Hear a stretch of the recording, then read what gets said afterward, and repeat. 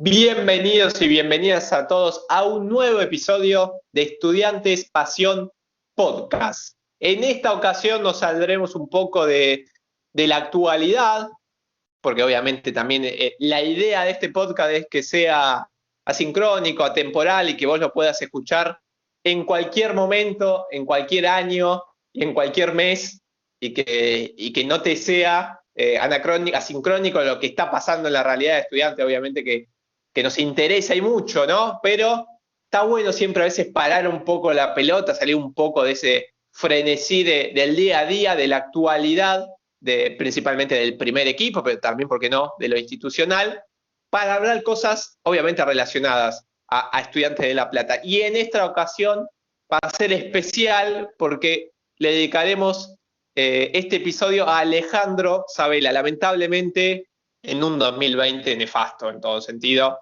para el mundo. Además, cuando ya estábamos llegando a fin de año, 8 de diciembre, cuando parecía que bueno, ya estábamos bastante cagados a palos, nos llega la noticia de que falleció Alejandro Sabela, un golpe al corazón, especialmente a todos los hinchas de Estudiantes, pero creo que fue un golpe al corazón a todos los futboleros. Yo creo que después de lo que pasó en el Mundial 2014 y de la manera también que siempre Sabela se mostró, creo que se ganó el cariño de muchísima gente, inclusive de aquellos que lo han criticado muchísimo por su aspecto futbolístico siempre, ¿no? Porque como persona creo que no recuerdo algunas críticas hacia la persona de Alejandro Sabela que creo que es muy difícil de criticar. Un personaje, la verdad que, más que un personaje, una persona que ha dejado tantos valores por fuera de lo que es el fútbol. Por eso en este programa, siempre obviamente acompañado de Pedro Garay, Lautaro Segura es mi nombre. Pedro, primero te saludo, ¿cómo va? Y un programa especial, ¿no? Y que siempre cuando dice Isabel ahora, dice un poco de tristeza le agarra. Sí, sí, sí. Por otro lado, creo que, ¿qué tal a todos los oyentes, ¿no? Del otro lado. Por otro lado, creo que una vez asimilado el golpe, que llevó, ¿no? Llevó un tiempo, llevó varias semanas para nosotros, para los hinchas.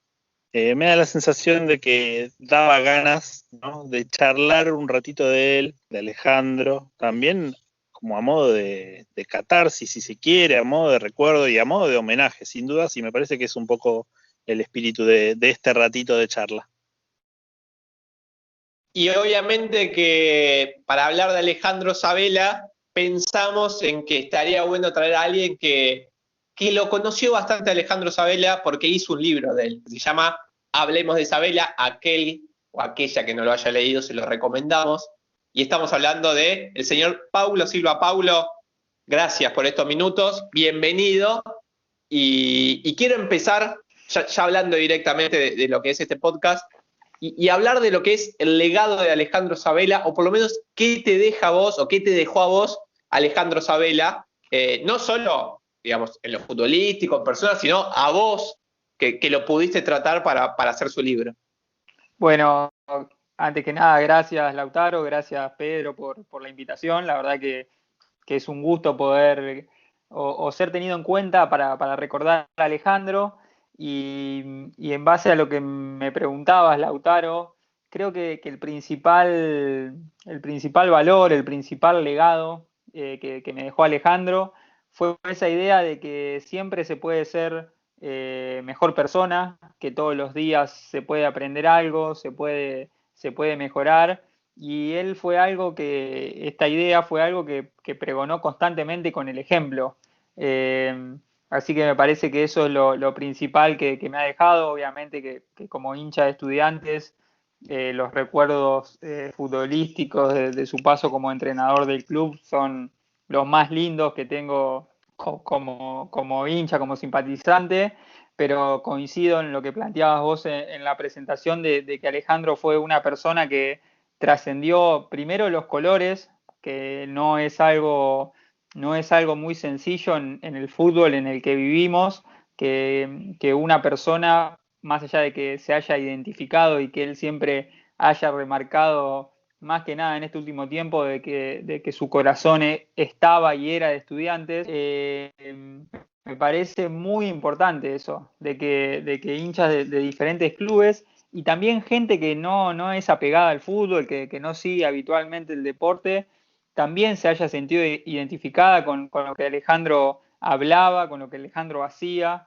Me parece que eso es algo invalorable, que tenemos que cuidar, porque muchas veces también obviamente que como hinchas de estudiantes nos apropiamos de Alejandro y obviamente que está bueno porque nos sentimos muy identificados con lo que él marcaba, pero también me parece que tenemos que compartirlo un poco y no entrar tal vez en esa pelea de decir no, era nuestro. Me parece que Alejandro trascendió completamente a la institución, trascendió el deporte y yo lo defino como una de las personas más inspiradoras que tuvo la Argentina en estos últimos tiempos. No me parece estar exagerando con esa definición, porque verdaderamente en cualquier ámbito que uno, o me ha tocado hablar con personas de diferentes ambientes, y siempre remarcan algo que le dejó Alejandro por haber compartido algún momento con él, por haberlo escuchado en alguna charla, o por solamente verlo con alguna de sus actitudes en televisión.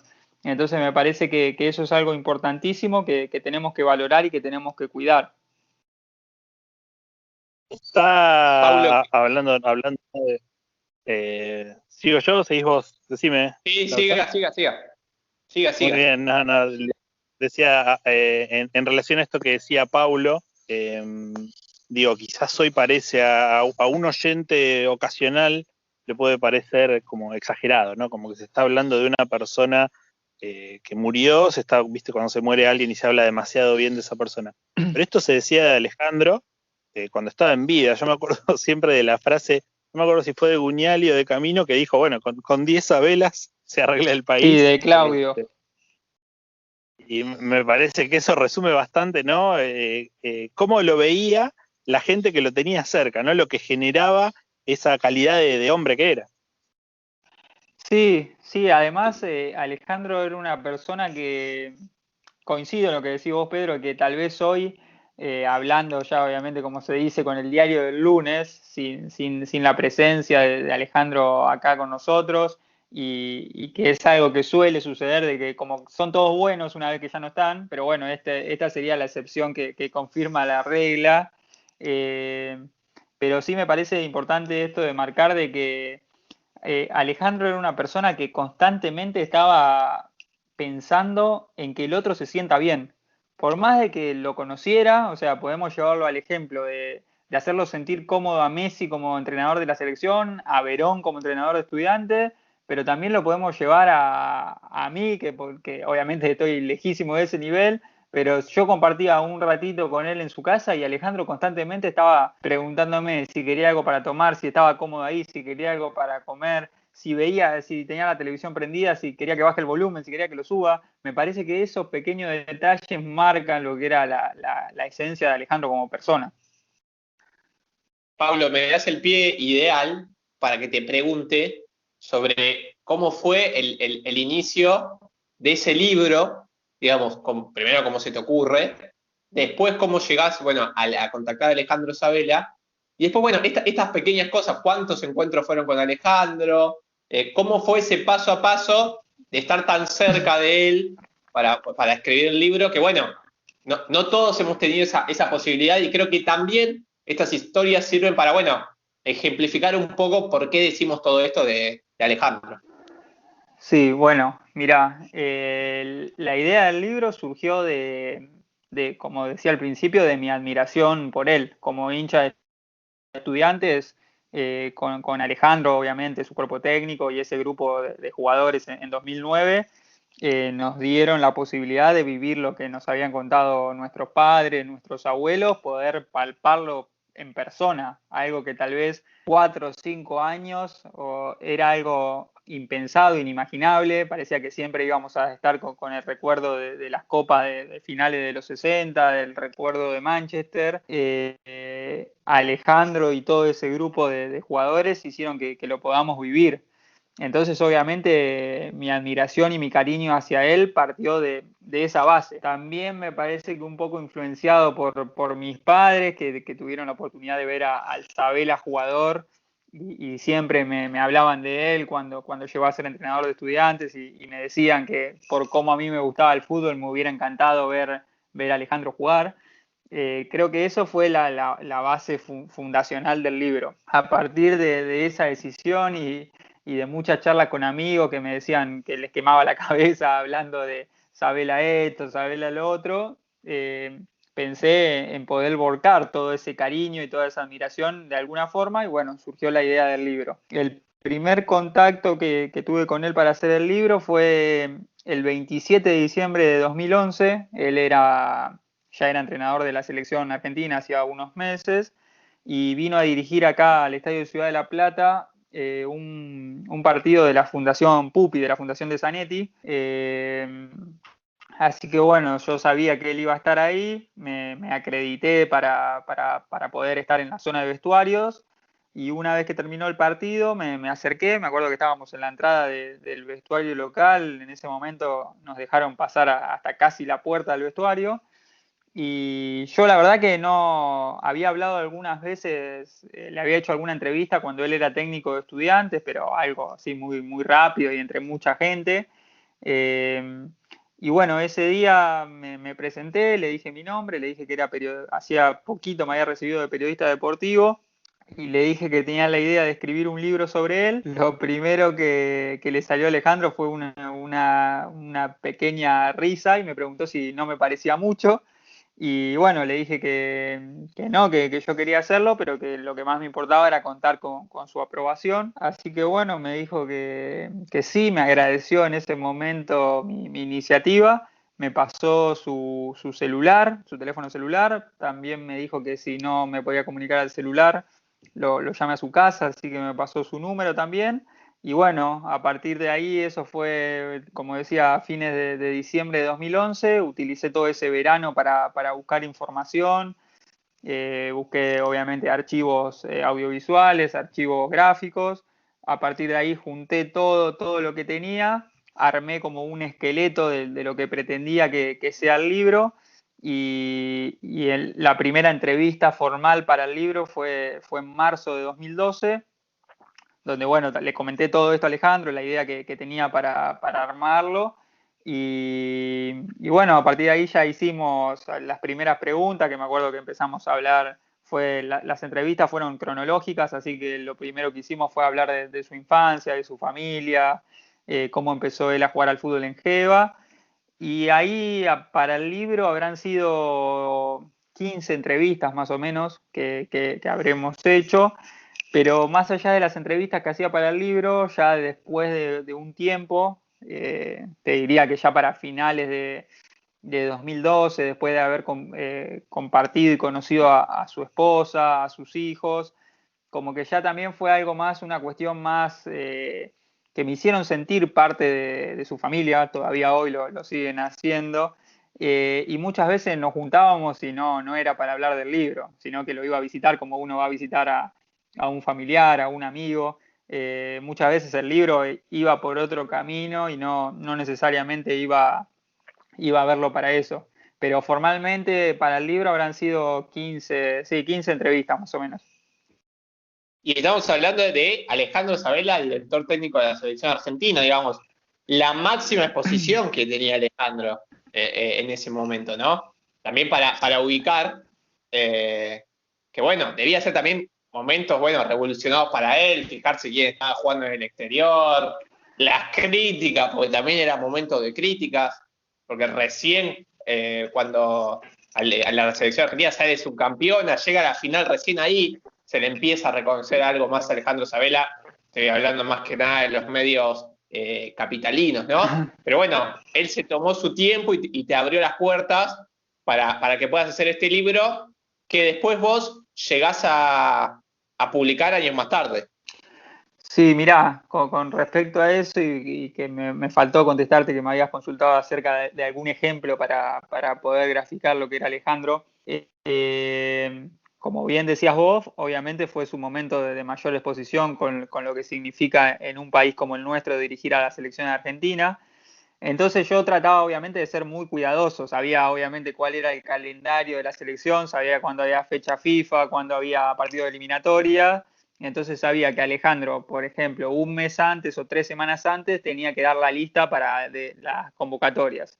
Entonces yo ya sabía que en esas 3 semanas le podía escribir a Alejandro porque Alejandro estaba todo el día o se iba a pasar todo el día al predio de Seiza con sus colaboradores o estaba en su casa mirando partidos de los diferentes jugadores que estaban en el exterior, iba a los fines de semana a los diferentes estadios del fútbol argentino si creía que había algún jugador del medio local que pudiera convocar.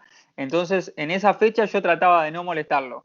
Si después, por ejemplo, Argentina jugaba de local con Chile, le ganaba y sabía que después de eso había partido en 2 meses, ahí trataba de contactarlo y la verdad que Alejandro siempre fue o estuvo siempre muy predispuesto para que nos podamos juntar, para atenderme.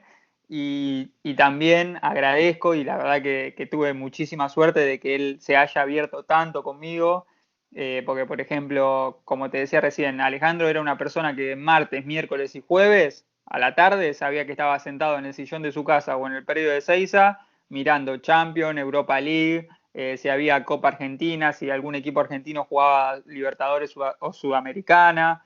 Y me ha tocado compartir diferentes momentos con él donde estaba mirando, tenía un partido en el comedor en el televisor del comedor de su casa, un partido en el living y estaba con la tablet, con una página, una aplicación que le habían contratado desde la AFA, donde podía ir controlando constantemente si ingresaba algún jugador argentino, si alguno salía, entonces agarraba y cambiaba de canal. La verdad que una persona completamente obsesiva y utilizando de buena manera el término para con su trabajo. Alguna vez la esposa de Alejandro Silvana me dijo, para nosotros como familia o se es responsable o no se es responsable. Y Alejandro era completamente responsable, no era que era un porcentaje, era completamente responsable y por eso estaba atento a todos los detalles y obviamente entendiendo el lugar y dándole la importancia que tenía ser entrenador de la selección argentina. Hablando del nivel de obsesión de Alejandro, bueno, algo que seguramente también estuvo influido por uno de sus docentes, que fue Carlos Salvador Vilardo. Siempre me acuerdo de una anécdota que me contaste, cuando lo fuiste a visitar un día, no recuerdo, creo que ya estaba el libro terminado, pero lo fuiste a visitar porque sí, como vos decís, para charlar un rato, y estaba tirando cosas en la casa y entre eso estaba tirando volúmenes enteros de lo que había preparado para el Mundial, ¿no? Una cosa así era la historia. Sí, antes obviamente aclarar que y darle el crédito correspondiente a Pedro, aprovecho la pregunta de él. Pedro fue una pieza fundamental para que yo pueda terminar el libro en un momento que tal vez estaba medio desordenado y que obviamente el tiempo que lleva y el trabajo que lleva la realización de un libro, como que uno pasa por altibajos y Pedro fue fundamental en ese momento para poder ayudarme y poder darle un cierre al libro, así que aprovecho para agradecerte, Pedro, por tu colaboración. Y sí, la pero historia un fue... granito de arena nada más.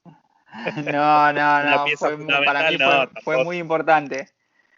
Y la historia sí fue, en realidad no estaba el libro terminado porque fue un mes después del Mundial, de que Alejandro había vuelto de Brasil. Fui un día a visitarlo y todavía él no había abierto todas las valijas que se había llevado al Mundial. Y estábamos ahí en el living de su casa mirando la tele y charlando. Y tenía la valija y dijo, voy a empezar a sacar algunas cosas, ya había tirado otras, me acuerdo que cuando llegué a la casa había una bolsa gigante de Consorcio en la puerta y, y abrió la valija y empezó a sacar y dijo, no, esto lo voy a tirar, esto lo voy a tirar, esto lo voy a tirar y en un momento sacó una carpeta bastante grande, o sea, bastante importante y la abrió. Cuando la abrió yo pispié ahí a ver qué se veía y empiezo a mirar y eran fotos de todos los jugadores, por ejemplo de Bosnia, me acuerdo que estaba todo ordenado, así que la primera que vi fue la de Bosnia. Y empezó a pasar y apareció Irán y apareció Nigeria y así todos los rivales que Argentina tuvo en los 7 partidos de ese mundial. Y bueno, Alejandro agarró, lo separó y dijo, bueno, esto lo voy a tirar. Y ya lo estaba poniendo en la bolsa de consorcio. Y creo que se debe haber dado cuenta con mi mirada, se me caían las lágrimas casi. Y me dijo si lo quería, si quería eso. Y por supuesto le dije que sí. Así que es uno de los tesoros materiales más lindos que guardo Alejandro. Son las 7 carpetas de cada uno de los rivales. Tiene la lista de los 23 jugadores con una ficha técnica de cada uno, pero además por debajo tiene una descripción de su juego con sus fortalezas y sus debilidades, obviamente cada uno indicando las posiciones en las que jugaba, el club en el que estaba en ese momento. Y también cuestiones tácticas, por ejemplo, me ha pasado ahora cuando estábamos de cuarentena estricta, que no se podía salir, que los canales pasaban los partidos del Mundial y me puse a ver los partidos con esas carpetas, para, no sé, Argentina-Nigeria, entonces agarraba la carpeta de Nigeria y había muchas cuestiones tácticas. Por ejemplo, la que más me acuerdo, la de Nigeria, era que el lateral derecho de Nigeria iba mucho para adelante y obviamente siempre desprotegía sus espaldas. Entonces uno de los dibujos que tenía la carpeta era que los volantes, más que nada Mascherano, tenía que poner pases en profundidad a esa espalda del lateral derecho para aprovechar más que nada con Di María por ese lado, o con Rojo en todo caso, para aprovechar ese espacio que quedaba. Y el primer gol de Argentina viene con un pase de Mascherano a esa espalda, que Di María creo que pega en el palo, tiro, y aparece Messi de rebote. Me parece que había sido el primer gol ese. Y entonces yo miraba los partidos y decía, pero Alejandro lo vio antes ese partido, porque la carpeta estaba ya hecha de las de los 3 primeros, la de Bosnia, Irán y Nigeria, las empezaron a hacer más o menos en diciembre y con un retoque ya en marzo, cuando ya la mayoría de los equipos había empezado a definir sus 23 convocados.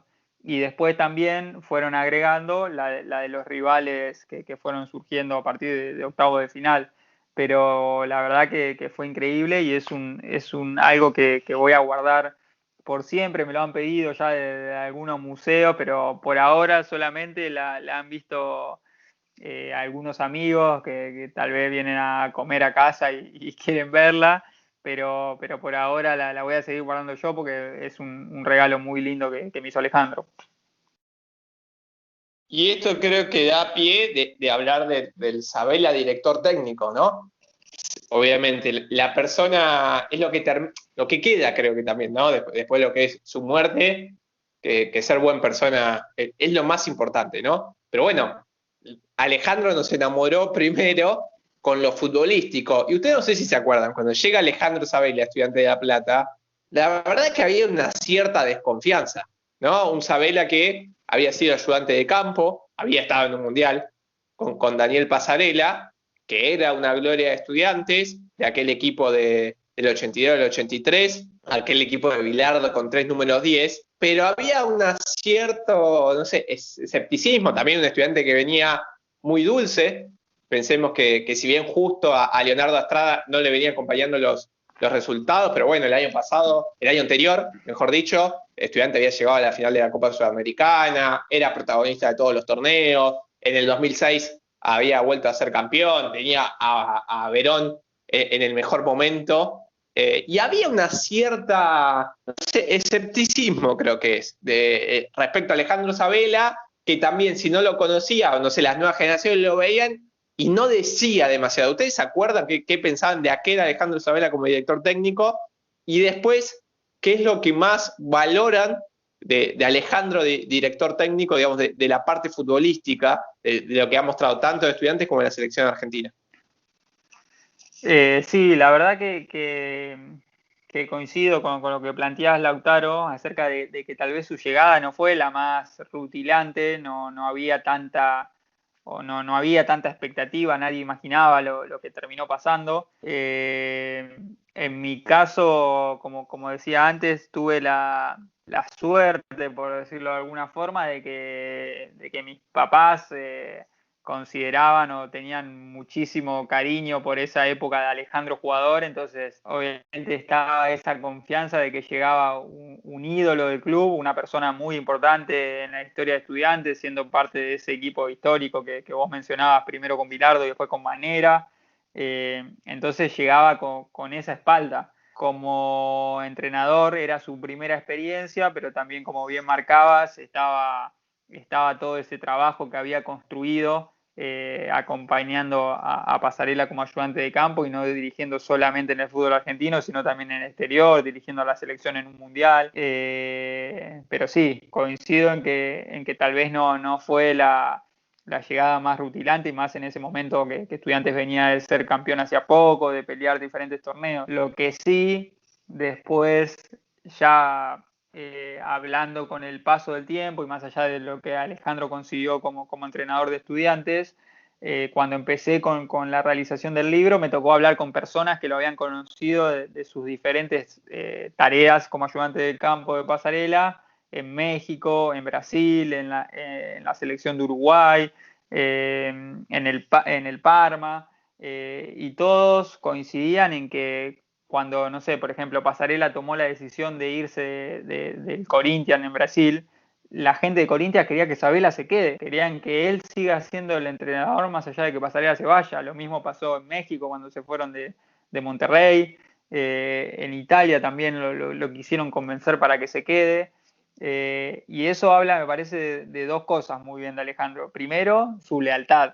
Él, más allá de que le hicieron ofrecimientos muy importantes, él sabía que su lugar era acompañando a Pasarela y que quedarse hubiera significado una traición. Entonces, por eso no existía ninguna chance de que él lo hiciera. Y también, obviamente, de su trabajo, porque si la gente, por más de que con el entrenador que era Pasarela no habían conseguido buenos resultados, querían que Sabela se quede, era porque veían el trabajo que Alejandro realizaba y le daban muchísima importancia, y por eso esas propuestas para intentar convencerlo. Entonces, bueno, después ya con el diario del lunes, conociendo eso, la verdad que Estudiantes eligió muy bien su entrenador en ese momento de 2009, pero sí coincido en lo que planteabas vos al comienzo, de que no fue la llegada que generó mayor expectativa en la gente. A ver, yo, digamos, adhiero. Lo que me parece es que es este tipo de cosas que cuenta Paulo. Me parece que en el mundo del fútbol, en el mundo íntimo del fútbol, se conocen, Se digamos. conocen. Alejandro, claro, puertas para adentro, era sabida su capacidad. Quizás para afuera, para los hinchas parecía una apuesta, digamos. No está mal decir que muchos se sorprendieron con la llegada, porque mucha gente no lo tenía como entrenador porque no lo había sido antes. Después, digamos, a mí me parece más grave los hinchas que tiempo después de salir campeones de América se quejaban por el rendimiento del equipo, que los hubo, porque hubo una etapa donde se discutió bastante, sobre todo ese torneo de 2010, de fines de 2010, donde Estudiantes no tenía delantero, no tenía 9, y bueno, y se hicieron algunos experimentos, y había mucha gente disconforme, a pesar de que Estudiantes siga puntero. Eso me parece como mucho más, ¿no? Como casi una traición de los hinchas al entrenador que venía de sacar los campeones de América. Pero en ese momento, cuando llegó, y bueno, por ahí el hincha no sabía estas cosas de Alejandro, no había seguido su carrera, sabía que había estado junto a Pasarela, pero bueno, era el ayudante de campo de Pasarela y nada más. Me parece que, bueno, que tiempo después va tomando como dimensión la carrera que hizo, ¿no? Sí, y retomando la pregunta de Lautaro acerca de qué marco como importante de Alejandro como entrenador, vos mencionabas, Pedro, recién lo del torneo de 2010, donde se pudo acomodar y diagramó un equipo pese a no tener delanteros, inventando la gata en esa posición de centro delantero. Creo que lo que más podemos remarcar de Alejandro como entrenador, obviamente más allá de su trabajo, de su planificación, tiene que ver con ese pragmatismo, de que era un entrenador que no estaba apegado a una idea, sino que en base a lo que tenía empezaba a construir equipos.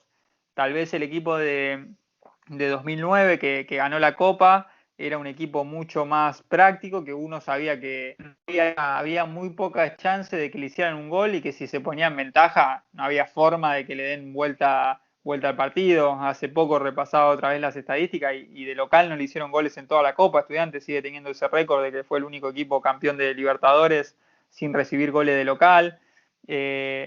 A partir de ahí mutó muchísimo también en ese segundo semestre de 2009 para preparándose para lo que era el partido con Barcelona y esa línea de 5 defensores que empezó a implementar en ese momento. El equipo del primer semestre de 2010 fue el equipo que estéticamente fue el equipo que mejor jugó en muchos partidos. La línea de 4 volantes fue Enzo Pérez, Verón, el Chino Benítez y Sosa. O sea, ningún jugador que su principal característica era la marca. Era un equipo que se cansaba de tener la pelota. No sé, habría que buscar las estadísticas, pero debe haber ganado ampliamente el torneo de la posesión en ese año. Y después algo completamente diferente a lo que fue el segundo semestre de 2010, con otra vez retomando la línea de 5 defensores, con la Gata ahí jugando de 9, con Enzo ya salido de la banda para meterse un poco más al medio y aprovechar su desequilibrio.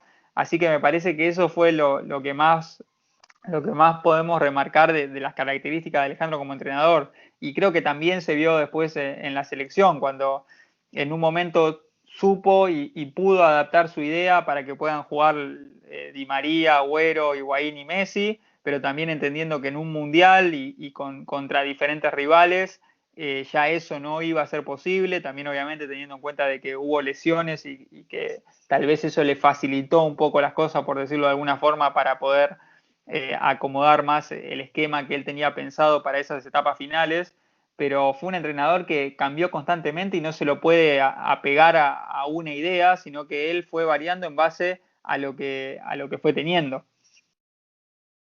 Sí, ¿Y qué a ver, partidos de...? Sí, perdón. seguí.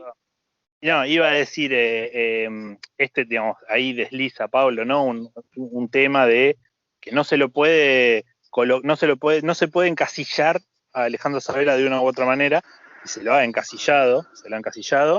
Esto me parece que tiene que ver con que al entrenador pragmático, al que cambia, se lo encasilla de una manera, y al que no cambia, ¿no? Al que por ahí tiene una idea y se muere con las botas puestas, se lo encasilla de otra.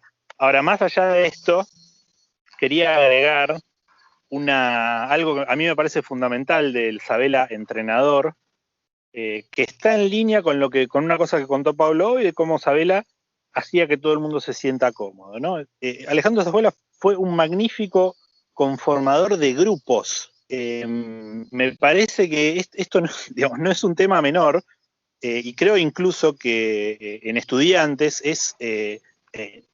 Estudiantes sale campeón de América porque llega Sabela y lo que hace es convencer a un grupo de jugadores que muchos no habían salido de Estudiantes, no tenían ni idea de la historia de Estudiantes, y los convence primero de que se puede, ¿no? Hay que y esto no es menor, porque convencer a un equipo de que se puede ganar, cuando muchos son aves de paso, cuando muchos jugadores por ahí están, bueno, estamos 6 meses acá, un año allá, o muchos simplemente piensan que el plantel por ahí no da para demasiado, convencerlos de que se puede ya es algo muy difícil que muy pocos entrenadores logran. Pero además los convenció inculcándoles, ¿no?, la historia de Estudiantes como un valor. De alguna manera plantó una semilla, ¿no? Que bueno, como decía Pablo hoy, muchos pensábamos que, bueno, que las noches de Copa Libertadores de Gloria eran cosas del pasado, que quizás eso ya no iba a ocurrir nunca más. Muchos hinchas pensábamos eso, digo. Si los hinchas pensamos eso, imagínense los jugadores. Y me parece que Sabela lo que hizo fue cambiar las cabezas, tanto de los jugadores como de los hinchas, y eso solo lo puede hacer un tipo que maneja el grupo, ¿no? Con un poder de conocimientos y de convicción que contagia. Sí, sí, coincido completamente, Pedro. Creo que el caso más emblemático de esto que mencionas vos es la Gata Fernández. Me ha tocado hablar con él en varias oportunidades sobre Alejandro y siempre marcó eso. Y esa cuestión de construcción de grupo, de crear el sentido de pertenencia que tanto se habla hoy, se utiliza el término y que hasta que Alejandro no comenzó a utilizarlo, tal vez no era tan común.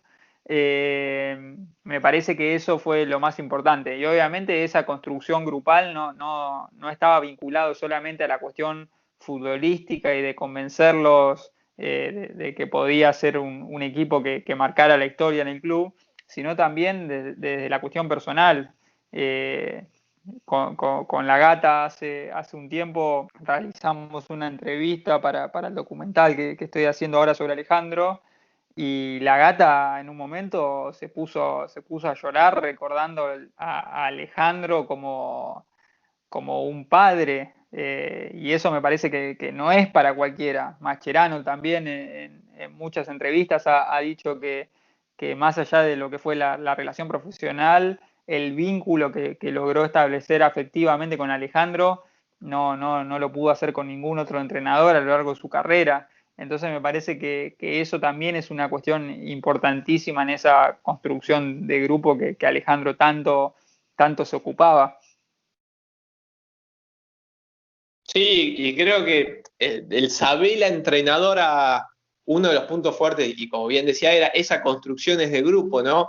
Y creo que se vio también principalmente, o quedó más expuesto, a la hora de armar las listas en la selección argentina, muchas veces criticadas, especialmente la lista de 23 jugadores del Mundial, ciertos jugadores que ha dejado afuera, pero después Sabela tenía en claro la importancia de formar un buen grupo para llevar a cabo ciertos objetivos o llegar a ciertos objetivos, más allá obviamente de lo futbolístico, porque a la hora de armar una selección argentina o cualquier selección, muchas veces no es el famoso elegir a los mejores que están ahora, sino saber formar un grupo, saber formar un equipo, y a veces uno tiene que elegir un jugador que tal vez no tiene el mejor presente, o tal vez hay otro jugador en su posición que puede llegar a tener un mejor presente en su club, pero tal vez es mucho más funcional para el equipo y para el grupo, y eso lo sabía leer muy bien Alejandro y junto a su cuerpo técnico, obviamente, que también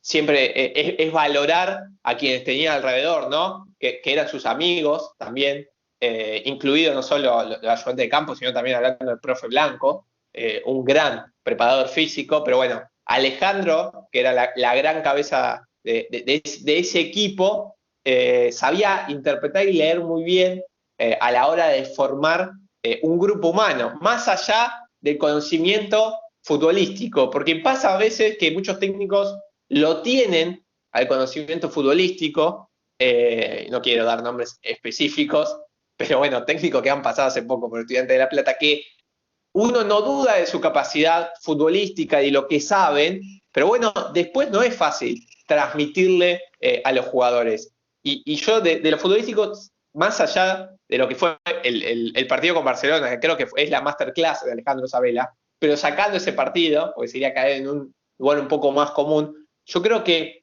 el segundo semestre del 2010, el apertura 2010 de Alejandro Sabela, que termina ganando Estudiante, un estudiante que encima mentalmente y anímicamente llega un poco golpeado después de perder increíblemente el torneo clausura en manos de argentinos, de perder increíblemente la Libertadores, en parte por la pirotecnia, de perder la Recopa Sudamericana, que en teoría no se presentaba tan complicado, si bien Liga de Quito era un equipo que venía de salir campeón de América, campeón sudamericana, ese Liga de Quito era cuando se empieza a desarmar, inclusive le gana con lo justo a Estudiantes en Quito y llegaba como, bueno, Estudiantes de local al menos iba a ganar y termina empatando 0-0 y lo pierde.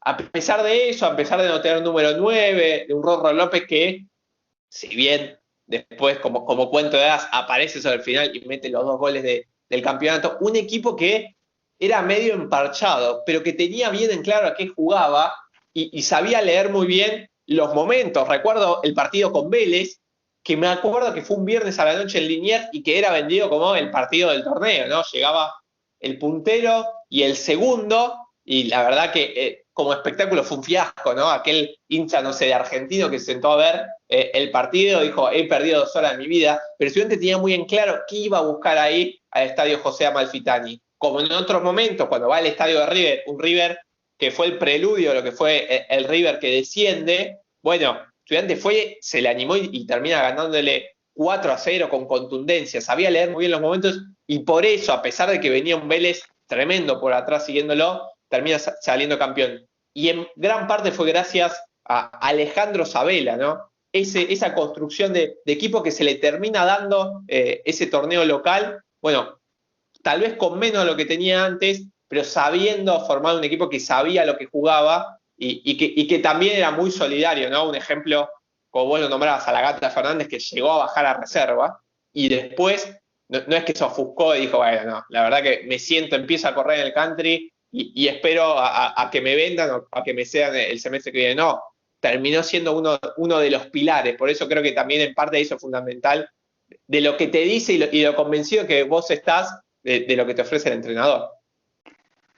Sí, hablando con Alejandro para el libro y recordando ese torneo de la Apertura 2010, él me marcaba que tal vez ahí fue donde tuvo que utilizar la mayor cantidad de herramientas como entrenador. Me acuerdo textual que me dijo, fue un torneo casi de orfebre por lo que había tenido que hacer para ir acomodando el equipo. Un equipo que me acuerdo tuvo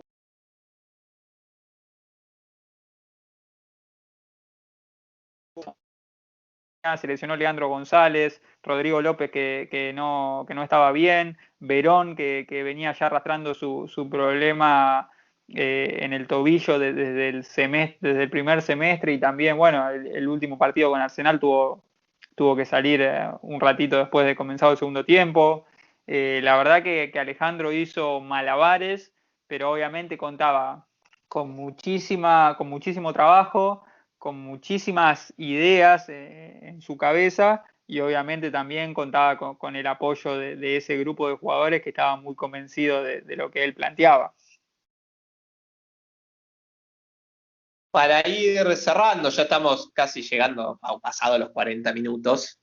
Agradecemos a los que están escuchando ya en este momento. También los invitamos ¿por qué no?, por las redes de Estudiantes Pasión, que puedan dejar sus comentarios o sus precisiones o algo sobre Alejandro Sabela o apuntar algo de lo que hablamos. Quería cerrar, bueno, que cada uno diga qué les deja a Alejandro Sabela, qué se quedan con Alejandro Sabela y qué también los puede inclusive inspirar a ustedes, ¿por qué no? Bueno, vos, Paulo, estabas diciendo, inclusive estás haciendo un documental, hiciste un libro, creo que encima, y por todo lo que lo conociste personalmente, creo que aún más, pero bueno, ¿qué es lo que tienen para decir en este cierre sobre Sabela que no hayamos dicho? Pero bueno, que siempre es importante, creo que rescatar a esta figura tan importante, como decíamos, no solo para estudiantes, ya creo que trasciende más allá y que ha sido una figura que se ha ganado el cariño y el respeto, que es muy importante de la mayoría de los argentinos. Bueno, creo que no quiero ser reiterativo, pero en base a la suerte que tuve, la verdad que siempre remarco esto de que tuve mucha suerte, así que soy muy agradecido tanto a Alejandro como a su familia de haber compartido tantos momentos conmigo. No puedo elegir algo de su labor profesional porque verdaderamente yo quiero a Alejandro y a su familia como si fueran justamente mi familia.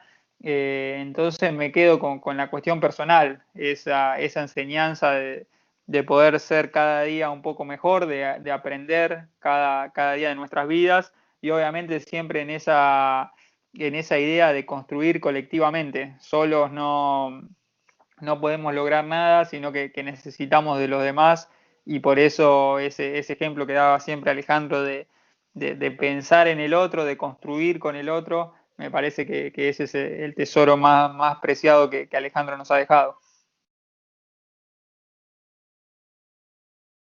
En lo personal, cuando me enteré de la muerte de Sabela, me sentí muy golpeado y tuvieron que pasar varias semanas para que de alguna manera empezara a desentrañar por qué tanto, por qué me afectaba tanto. Digamos, en lo superficial me parece que está claro, ¿no? Todos los hinchas de Estudiantes le vamos a tener un agradecimiento eterno a un tipo que nos hizo vivir a toda una generación la máxima alegría que se puede vivir en una cancha de fútbol en América Latina, como es haber ganado la Copa Libertadores en 2009, nos hizo recuperar la fe, como decía. También creo que a los futboleros nos hizo dar mucha intriga, ¿no? Por ese laboratorio oculto, se generó muchos debates tácticos. Siempre me pareció muy interesante eso que había generado Sabela en los hinchas de Estudiantes, de volver a hablar un poco de fútbol, de fútbol de verdad, no de todo lo que rodea al fútbol. Pero eso me parece superficial. En realidad lo que me parece que me afectó es la muerte de un tipo que me parece valiosísimo. ¿Por qué? Porque digamos, cuando sea grande yo quiero ser Alejandro Sabela. Quiero tener esa templanza que tuvo, porque le tiraron de todos lados durante su corta carrera como entrenador, le tiraron, y él nunca dijo nada. El tipo muy humilde, muy callado, laburó, como decía Pablo, apostando siempre al trabajo y a lo colectivo, ¿no? Como los dos valores ahí referenciales. Bueno, y le fue como le fue, ¿no? Sí, a mí, y cuando murió Sabela, era esa sensación que parece como una frase como exagerada, de que se te murió un cercano, ¿no? Un familiar, y alguien que tal vez nunca hablaste. Eh, por lo que transmitía Alejandro Sabela, ¿no? Y inclusive ciertos valores, ciertos códigos que la verdad que muchas veces es difícil de encontrar, y no solo en el fútbol.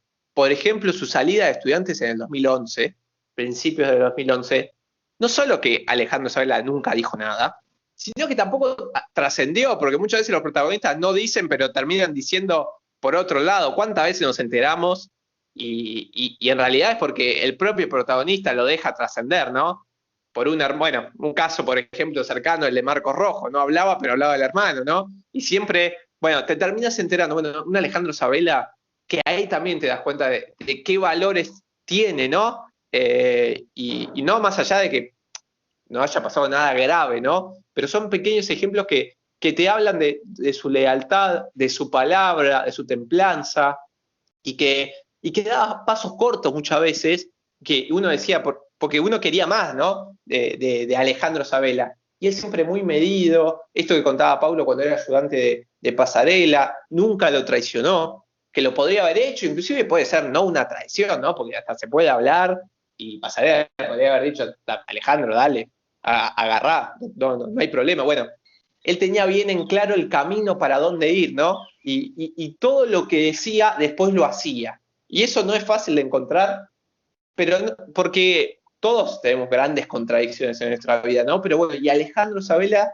te marcaba un poco ese camino, y creo que también por eso nos golpeó tanto a todos, porque che, las personas así hay muy pocas, y ¿por qué se tienen que morir? No, ¿no? Alejandro Sabela, pensaba lo mismo cuando estaba en la enfermedad, ¿por qué justo Alejandro, no? Pero bueno, lamentablemente así es la vida, nos dejó, pero creo que bueno, todo esto que hablamos, su legado va a permanecer de por vida, y especialmente en lo que es la historia de Estudiantes de La Plata, que lo ubica Alejandro Sabela en esta tríada, ¿no? Que empieza con Osvaldo Subeldía, que deja como su discípulo Carlos Salvador Vilardo, que creo que vamos a coincidir, es el técnico que ha logrado, bueno, trascender y llevar a la selección argentina, donde estaba encima Diego Armando Maradona, a la cima mundial. Y después viene con su discípulo Alejandro Sabela, que lamentablemente estuvo muy cerca también de llevar a Argentina otra vez a lo más alto, pero viene a completar como una tríada, que bueno, todos esperamos, ojalá que siga, ¿no? Pero creo que ahí son tres patas de una misma mesa, ¿no? De una misma manera también de ver el fútbol, de pensar, y esto que hablaba un poco Paulo, que si bien el bilardismo se habla de un movimiento, no está asociada en realidad, porque a veces se lo piensa erróneamente, a una manera de jugar al fútbol, ¿no?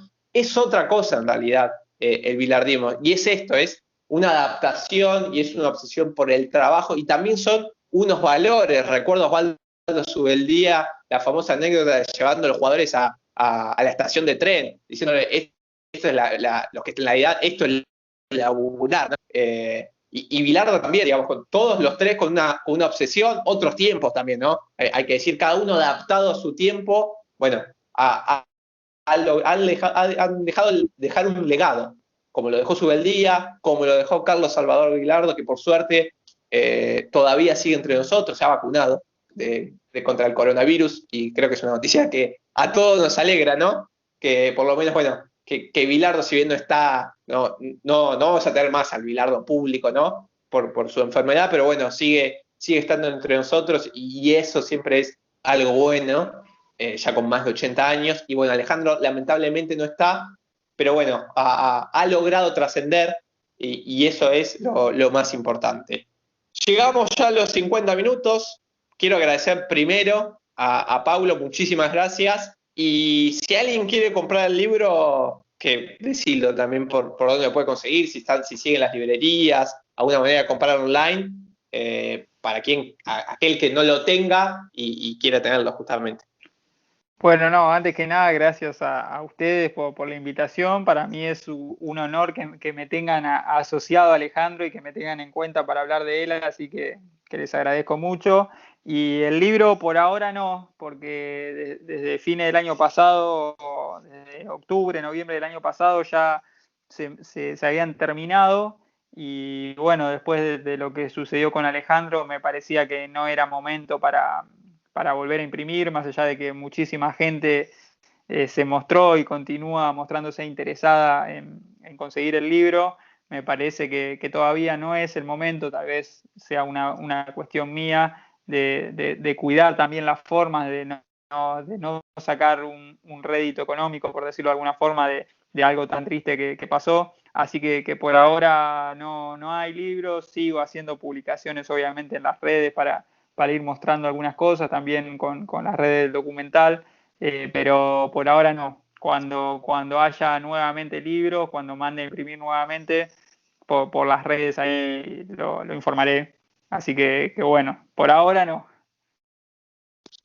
Bueno, la verdad te agradecemos y la verdad que, bueno, eso es un gesto muy de Alejandro Sabela, ¿no?